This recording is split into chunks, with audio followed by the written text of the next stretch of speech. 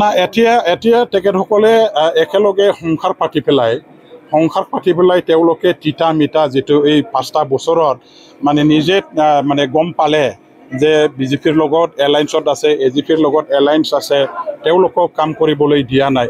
এইটোৱে যদি সঁচা হয় ভাই, তেনেহ'লে let them declare that we are not with the BJP. আমি বিজেপিৰ লগত নাই, আমি এলায়েন্সত নাই বুলি তেখেতসকলে মানে ঘোষণা কৰি ওলাই আহক আৰু আমি UPPL আৰু BPF এক লগ হৈ পেলাই কাম কৰিম।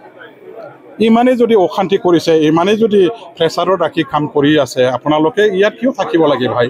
আপোনাসকলে এজন আন্দোলনকাৰী নেতা হয়, আমি আপোনালোকে দুখ পোৱাটো আমিও দুখ পাওঁ। আপোনালোকে অশান্তিত যে আছে সেইটো শুনি পেলাই আমিও বেয়া পাইছোঁ, দুখ পাইছোঁ। গতিকে ইমান মানে অশান্তিত থাকি কাম কৰিব নালাগে, ইমান প্ৰেছাৰত থাকি আঁতুকাৰি কাম কৰাটো ঠিক নহয়। ওলাই আহক, আমাৰ এটা মৰ্যাদা আছে, আমাৰ এটা সন্মান আছে, ইজ্জত আছে। এই ইজ্জত সন্মান মৰ্যাদাটো ৰক্ষা কৰি পেলাই আমি একেলগে কাম কৰিম। গতিকে UPPL BPF এক লগ হৈ পেলাই কাম কৰাৰ এইটো সুযোগ। ওলাই আহক, আপোনালোকৰ এলায়েন্সটো ব্ৰেক কৰি ওলাই আহক। আমাৰ দতমা ব্লক BPFৰ উদ্যোগত ইতিমধ্যে আমি আজিটো লৈ পেলাই দুটা আমাৰ জ্যেষ্ঠ নাগৰিক আৰু লগতে বুদ্ধিজীৱীসকলৰ এটা সভা আয়োজন কৰিলোঁ। প্ৰথম আমি চেৰপাংগুৰি ৰামপুৰবিল অঞ্চলৰ বুদ্ধিজীৱী জ্যেষ্ঠ নাগৰিকসকলক লগত লৈ চেৰপাংগুৰি ছিনিয়ৰ চিটিজেন অফিচতে আমি সেই সভাখন পাতিছিলোঁ। আজি আৰু আমি দক্ষিণাঞ্চলত থকা দতমা মিলন বজাৰ অঞ্চলত বুদ্ধিজীৱী জ্যেষ্ঠ নাগৰিকসকলক লৈ সভাখন ইয়াত পতা হ'ল।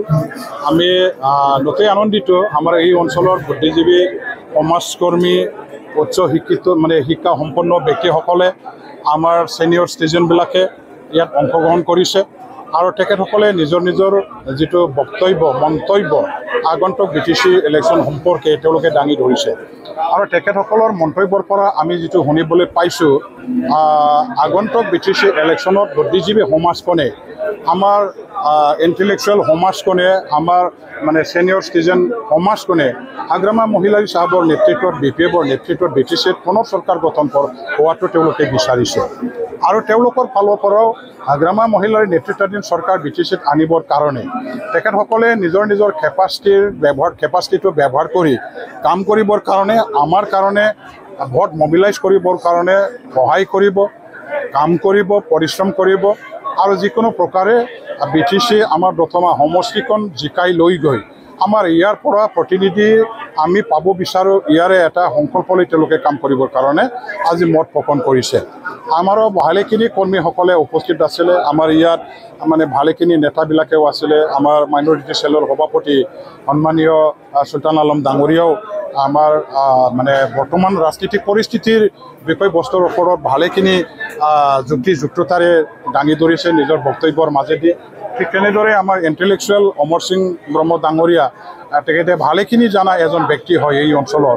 গতিকে ইয়াৰ মানে আমাৰ সভাখনৰ আজি ৰাইজৰ আগত তেখেতে যেনেকুৱা ধৰণৰ BTC চুক্তি, BTL চুক্তি, বৰ্তমানৰ চৰকাৰ আৰু পূৰ্বৰ চৰকাৰৰ মাজত পাৰ্থক্য ৰাখি কথাবিলাক মানে তন্নতনিকৈ কৈ আগবঢ়ালে ৰাইজে চবে বুজিব পাৰিছে, সন্তুষ্ট হৈছে আৰু আঁকোৱালি লৈছে। গতিকে আমি ভাবোঁ যে আজিৰ এই ইণ্টেলেকচুৱেল আৰু ছিনিয়ৰ চিটিজেন ফৰামৰ মিটিং সভা আমি যিটো আয়োজন কৰিলোঁ, ইয়াৰ উদ্দেশ্য যথেষ্ট পূৰণ হ'ল। আমাৰ কাৰণে আমি এটা মানে কি কয় এওঁলোকৰ সমৰ্থন লাভ কৰিব পৰাটো আমাৰ এটা লাভজনক এটা পদক্ষেপ বুলি মই ক'ব খোজোঁ। আৰু যিটো সংগঠনৰ প্ৰতি ইণ্টেলেকচুৱেলবিলাকৰ ছাপোৰ্ট থাকে, আমাৰ ছিনিয়ৰ চিটিজেনবিলাকৰ ছাপোৰ্ট থাকে, বেকিং থাকে, এই সংগঠনসমূহে এই দলবিলাকে সুচাৰুৰূপে আগুৱাই গৈ নিজৰ লক্ষ্য উদ্দেশ্য উপনীত হ'ব পৰাকৈ কাম কৰিব এটা সুযোগ পায়। গতিকে আমি আজি ইণ্টেলেকচুৱেল এণ্ড ছিনিয়ৰ চিটিজেন ফৰামবিলাকৰ বেকিংটো পাইছোঁ আৰু তেওঁলোকৰ আশীৰ্বাদ দিহা পৰামৰ্শ লৈ পেলাই ভৱিষ্যতত আমি সকলো জাতি সমাজৰ মাজত সোমাই কাম কৰি যাম আমাৰ উদ্দেশ্য সফল কৰিবৰ কাৰণে।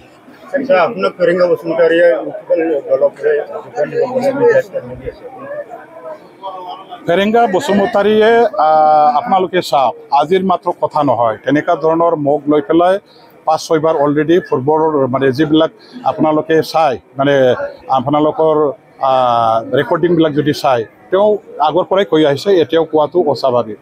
দিনৰ ভাগতে তেখেতে আকাশত যদি তৰা মানে দেখা পাইছে বুলি যদি কয়, ৰাইজেও যদি আকাশৰ পালে যদি ওপৰলৈকে ধাৰা মানে তৰাটো চাব যদি বিচাৰে, তেনেহ'লে ৰাইজৰহে ভুল হ'ব।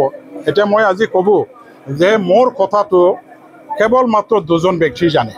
মই কি কৰিম কি নকৰিম, মই কি কৰি আছোঁ কি নকৰি আছোঁ, দুজন ব্যক্তিৰ বাহিৰে কোনেও নাজানে। এইটো হ'ল 1 নম্বৰ মই, আৰু দ্বিতীয়জন হ'ল ভগৱান আৰু মই। আমি দুজনৰ বাহিৰে মোৰ কথাটো কোনেও গম নাপায়, কোনেও নাজানে। ফেৰেংগাই কেনেকৈ জানিব মোৰ কথাটো? ফেৰেংগাই কেনেকৈ জানিব? তেওঁ ৰবিৰামৰ অন্তৰত আছে নেকি? তেওঁ ৰবিৰামৰ অন্তৰততো নাই নহয়। আজি ৰবিৰাম এজন কট্টৰপন্থী BPF-ৰ কৰ্মী হয়। BPF হিচাপে BPF-ৰ এই মানে ৰিজনেল পাৰ্টি আন্দোলনকাৰী নেতাবিলাকৰ দ্বাৰা দি জন্ম লাভ হোৱা আন্দোলনৰ উদ্দেশ্যৰ লগত জড়িত থকা, আমি সৃষ্টি কৰা BTC-খন ৰক্ষণাবেক্ষণ দিবৰ কাৰণে এই দলটো জন্ম দিয়া দল। ইয়াতকৈ ভাল দল মোৰ নজৰত ৰাজনীতিৰ পথাৰখনত কোনো এটা দল, দ্বিতীয় দল আছে বুলি মই কেতিয়াও নাভাবোঁ। এই কথাবিলাক একেবাৰে কমপ্লিটলি মিছা কথা, আৰু এই কথাবিলাকৰ প্ৰতি আপোনালোকে কেতিয়াও মন কাণ দি শুনিব নালাগে। তেওঁ যদি মানে এতিয়া मुंगेरीलाल हसीन सपना देखना, अगर वो शुरू किया है तो मैं क्या करूँ भाई? उसको सपना देखने दो।